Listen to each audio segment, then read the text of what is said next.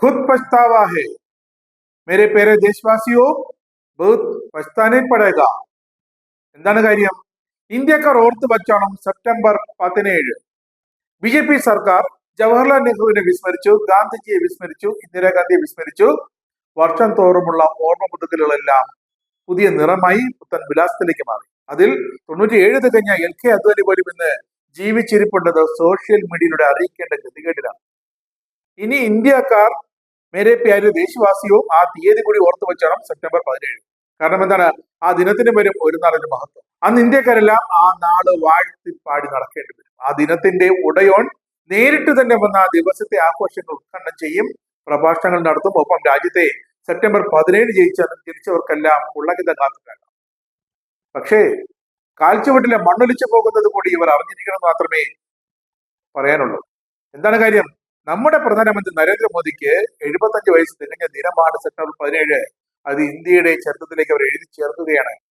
മോദി 75 വയസ്സിൽ രാഷ്ട്രീയത്തിൽ നിന്ന് വിരമിച്ച മാർഗനിർദ്ദേശ മണ്ഡലംഗമാകാൻ പോകുന്നൊന്നുമില്ല എന്നും ജീവിച്ചിരിക്കുന്നിടത്തോളം കാലം അധികാരത്തിൽ തുടരാൻ കെട്ടിപ്പിടിച്ചിരിക്കുമെന്നാണ് ഈ സെപ്റ്റംബർ 17 ഇനി വരാനിരിക്കുന്ന ആഘോഷങ്ങൾ വ്യക്തമാക്കുന്നത്. ഒരു പ്രത്യേക ലക്ഷ്യത്തിന് വേണ്ടി ദൈവം തന്നെ അയച്ചിരിക്കുകയാണെന്ന് നരേന്ദ്രമോദി പറഞ്ഞിട്ട് കഴിഞ്ഞ ലോക്സഭാ തെരഞ്ഞെടുപ്പ് പറയുന്നതിന്റെ അവസാന ഘട്ടത്തിലാണ്. താൻ അമ്മയുടെ ഉദരത്തിൽ ജനിച്ചത് യാദൃച്ഛികമായാണെന്നും ചില ലക്ഷ്യങ്ങൾ നിറവേറ്റാൻ ദൈവം തന്നെ അയച്ചിരിക്കുകയാണെന്നും അദ്ദേഹം ഇങ്ങനെ പറഞ്ഞു, മേ കൺവിൻസ് ഹോ ചുക്കാ ഹേ പരമാത്മനെ മുझे भेजा है എന്നൊക്കെ. അന്ന് ഏതൊക്കെ ടെലിവിഷൻ അഭിമുഖങ്ങളിൽ അദ്ദേഹം പ്രസംഗങ്ങളിലൊക്കെ മോദി ഇതൊക്കെ പ്രഖ്യാപിച്ചോ അതൊക്കെ ജനം വായും തുറന്ന് വാവൊളിച്ച് നോക്കി കേട്ടു. കംസനെ ഇല്ലായ്മ ചെയ്യാൻ ശ്രീകൃഷ്ണൻ ദേവകിയുടെ ഉദരത്തിൽ ജന്മമെടുത്തു എന്ന് പറയുന്നത് പോലെ മനുഷ്യരെ പാപങ്ങളിൽ നിന്ന് വിമുക്തമാക്കാൻ രക്തസാക്ഷിത്വം വരിക്കാൻ ക്രിസ്തു മേരിയുടെ വയറ്റിൽ പിറന്നത് പോലെ ഇതൊക്കെ ഇങ്ങനെയൊക്കെയാണ് ഹീരാബെൻ മോദിയുടെ ഉദരത്തിൽ ദൈവം നരേന്ദ്ര ദാമോദർദാസ് മോദി എന്ന പേരിൽ അവതരിച്ചതെന്ന അർത്ഥം മോദിയും പറയുന്നു, മോദിയുടെ സ്തുതി പാഠകരും അത് പറഞ്ഞു നടക്കുന്നു. അങ്ങനെ നരേന്ദ്രമോദിക്ക് ഇതായ കഴിഞ്ഞ സെപ്റ്റംബർ 17 75 വയസ്സായി. രാജ്യത്തെ നമ്പർ 1 സമ്പന്നനായ Reliance group chairman Mukesh Ambani അതിന് വ്യക്തമായ ഒരു ഡെഫിനിഷനും കൊടുത്തിട്ടുണ്ട്. നമ്മുടെ മാതൃഭൂമിയെ ഭൂമിയിലെ ഏറ്റവും മഹത്തായ രാജ്യമാക്കി മാറ്റാൻ സർവശക്തനായ ദൈവം ഭൂമിയിലേക്ക് അയച്ച അവതാര പുരുഷനാണ് മോദി. അങ്ങനെയാണ് അടിവരട്ട്. മോദിയുമായി 3 പതിറ്റാണ്ട് ബന്ധമുള്ള തന്റെ ആത്മബന്ധം അനുസ്മരിച്ചുകൊണ്ട് നരേന്ദ്രജിയുടെ പിറന്നാളിന് തയ്യാറാക്കിയ ആശംസ വീഡിയോയിലാണ് മുകേഷ് അംബാനി എടുത്തെടുത്ത് പറഞ്ഞത്. എല്ലാവരും കണ്ടു കാണുമല്ലോ അല്ലേ അത്? മോദിയുടെ 75ാം ജന്മദിനം 1.45 ബില്യൺ ഇന്ത്യക്കാരുടെ ഉത്സവ ദിനമാണെന്ന് അവകാശപ്പെട്ട മുകേഷ് അംബാനി അത് വെറുതെ പറഞ്ഞതല്ല. ഇന്ത്യയിലെ മുഴുവൻ വ്യാപാര സമൂഹത്തിന്റെ പേരിലാണ് തന്റെ വീഡിയോയിൽ മോദിക്ക് അംബാനി പിറന്നാൾ ആശംസ നേരിടുന്നതും ഈ സെപ്റ്റംബർ 17 വാഴ്ത്തപ്പെട്ട ദിനമായി പ്രഖ്യാപിക്കാൻ തുടങ്ങിയത്. ഇതിനു പുറമെയാണ് സ്വതന്ത്ര ഭാരതത്തിന്റെ 100ാം വാർഷികത്തിനും മോദിജിക്ക് രാജ്യത്തെ സേവിക്കാൻ കഴിയട്ടെ എന്ന് മുകേഷ് അംബാനി ആ വീഡിയോയിൽ തന്റെ ആഗ്രഹം ആത്മാർത്ഥമായി പ്രകടിപ്പിക്കുന്നത്. സംഘപരിവാർ ബാൻഡ് വാഗൻ മാത്രമല്ല, കൊണ്ടാടപ്പെടുന്നവർ മുഴുവൻ അവർക്കെല്ലാം 75ാം പിറന്നാൾ മോദി എന്ന വാഴ്ത്തുപാടുകൾ കൂടി. വ്യവസായ പ്രമുഖർ, സിനിമാ താരങ്ങൾ, ബുദ്ധിജീവികൾ, ട്രംപ് അടക്കമുള്ള ലോക നേതാക്കൾ, മാധ്യമങ്ങൾ, ഇന്ത്യയിലെ അംബാനി അദാനിയുടെ കൈവശമുള്ള മാധ്യമങ്ങൾ അവരെല്ലാം മറന്നത് പണ്ഡിറ്റ് ജവഹർലാൽ നെഹ്റുവിന്റെയും മഹാത്മാഗാന്ധിയുടെയും ജന്മദിനവും ചരമദിനവുമാണ്. ഇന്ദിരാഗാന്ധിയും മറന്നു, രാജീവ് ഗാന്ധിയും മറന്നു. കാരണം അവരൊന്നും ചരിത്രത്തിലെ വേണ്ട എന്നാണ് തീരുമാനം. അതിനുശേഷം ഉണ്ടായ നേതാക്കന്മാരെ അവരുടെ ഏതാനും അനുയായികളല്ലാതെ രാജ്യം ഇപ്പോൾ പൊതുവായി സ്മരിക്കാറില്ല. ആ കീഴ്വഴക്കമൊക്കെ കാറ്റിൽ പറത്തിപ്പോയി.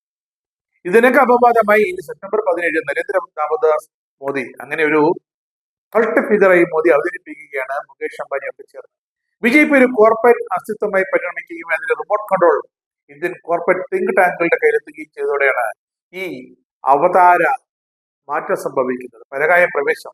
മോദി അവർക്കൊരു ബ്രാൻഡാണ്. ആ ബ്രാൻഡിങ് ഒരു വലിയ പദ്ധതിയുടെ ഭാഗമാണ്. അവരുടെ ഉൽപ്പന്നങ്ങൾ വിറ്റഴിക്കണം. ഇത് ഏറ്റവും വലിയ ചതിയാണ്. ഇന്ത്യൻ രാഷ്ട്രീയത്തിൽ BJP എന്ന പാർട്ടിയെ ഉയർത്തിപ്പിടിച്ച LK അദ്വാനി എന്ന സംഘപരിവാർ ഭീഷ്മാചാര്യനെ രാജ്യത്തിന്റെ മുഖ്യധാരയിൽ തുടച്ചു മാറ്റുന്നതിന് ഉപയോഗിച്ചത് 75 എന്ന പ്രായപരിധിയാണ് മോദിയാണ് ചെയ്തത്. ലോഹപുരുഷൻ എന്ന സംഘപരിവാർ വിശേഷിപ്പിക്കുന്ന അദ്വാനിയെ വിസ്മൃതിയിലേക്ക് തള്ളിയിട്ട തീരുമാനം BJPയുടെ ഭാവി പ്രവർത്തനങ്ങളിൽ കനത്ത തിരിച്ചടി ഉണ്ടാക്കിയോ ഇല്ലേ എന്നുള്ളത് മറ്റൊരു ചോദ്യം. മുരളി മനോഹർ ജോഷി, യശ്വന്ത് സിൻഹ തുടങ്ങിയ പ്രശസ്തരും അപ്രശസ്തരുമായ ഒരു പ്രധാന സംഘത്തിന്റെ രാഷ്ട്രീയ ഉന്മൂലനമാണ് ആ 75 വിരമിക്കൽ പ്രായമാക്കിയതോട് ഉണ്ടായത്. പക്ഷേ മോദിക്ക് അതൊന്നും ബാധകമല്ല. രാജ്യത്തെ ബാബറി മസ്ജിദിന്റെ പേരിൽ മാനസികമായും ശാരീരികമായും ഫിസിക്കലുമായിട്ടൊക്കെ വിഭജിച്ച് ഹിന്ദുത്വം വളർത്തിയെടുത്ത അദ്വാനിയെ അപ്രസക്തനാക്കിയ തീരുമാനം ഇന്ത്യൻ രാഷ്ട്രീയത്തിലെ ആ 75ാം പിറന്നാൾ ആഘോഷിച്ച ആ ചാണക്യന്റെ തന്നെ. അങ്ങനെ രാഷ്ട്രീയത്തിൽ നിന്ന് വിരമിച്ച് മാർഗനിർദ്ദേശ മണ്ഡലംഗമാകാൻ പോകുന്നില്ലെന്നും ജീവിച്ചിരിക്കുന്നിടത്തോളം കാലം അധികാരത്തിൽ തുടരുമെന്നുമാണ് ഈ 17ന്റെ ആഘോഷങ്ങൾ വ്യക്തമാക്കുന്നത്.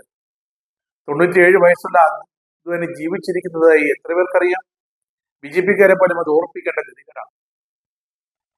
ചരിത്രത്തിന് പോലും നാണം തോന്നിപ്പിക്കുന്ന രീതിയിൽ സ്വാതന്ത്ര്യത്തിന്റെ 100ാം വാർഷികം ആഘോഷിക്കുന്ന കാലത്തും 2047 ഈ രാജ്യത്തെ സേവിക്കാൻ മോദിജിക്ക് കഴിയട്ടെ എന്നാണ് മുകേഷ് അംബാനിയുടെ ആഗ്രഹം. അത് അന്ന് മോദിക്ക് എത്ര വയസ്സ്? 95 വയസ്സുണ്ടാകുകയുള്ളൂ. അത്രേ ഉണ്ടാകുകയുള്ളൂ. അത്രേ പ്രധാനമന്ത്രി ആയിരിക്കാൻ ഇന്ത്യൻ ഭരണഘടനയിൽ പ്രായം നിശ്ചയിച്ചിട്ടില്ല എന്നതുകൊണ്ടാണ് ഈ 2047 എന്നൊരു ടാർഗറ്റ് എടുത്ത് മുകേഷ് അംബാനി എടുത്ത് വീശുന്നത്. നരേന്ദ്രമോദി രാജ്യത്തിന് അനിവാര്യതയാണെന്ന തരത്തിലാണ് ഇപ്പോൾ രാഷ്ട്രീയ ആഖ്യാനങ്ങൾ ചമയ്ക്കുന്നത്. ഇതിന്റെ നിർമ്മിതിക്ക് പിന്നിൽ സംഘപരിവാർ കേന്ദ്രങ്ങളല്ല എന്നതാണ് കൗതുകകരം. മറിച്ച് കോർപ്പറേറ്റ് ആസൂത്രണമാണ്. കാരണം അവരുടെ ബ്രാൻഡാണ് നരേന്ദ്രമോദി. അവരുടെ ഉൽപ്പന്നങ്ങൾ വിറ്റഴിക്കപ്പെടണം. അതുകൊണ്ട് തന്നെ ഒരു യുഗ പുരുഷനെ മോദി അവതരിപ്പിക്കുന്ന ഈ കാലത്ത് കാഞ്ഞ ബുദ്ധിയാണ് ഈ കോർപ്പറേറ്റ് തിങ്ക് ടാങ്കുകളുടെ. ഇന്ത്യയുടെ പ്രധാനമന്ത്രി അവിടെ ഇരുന്നോട്ടെ, പക്ഷേ ഭരിക്കുന്നത് ഞങ്ങൾ, പണമിറക്കുന്നത് ഞങ്ങൾ. അങ്ങനെ മോദിജിയുടെ അവതാരം എന്ന ബ്രാൻഡിംഗ് വഴി ഇവരുണ്ടാക്കാൻ പോകുന്നത് ബില്യൺ ട്രില്യൺ കോടികളാണ്.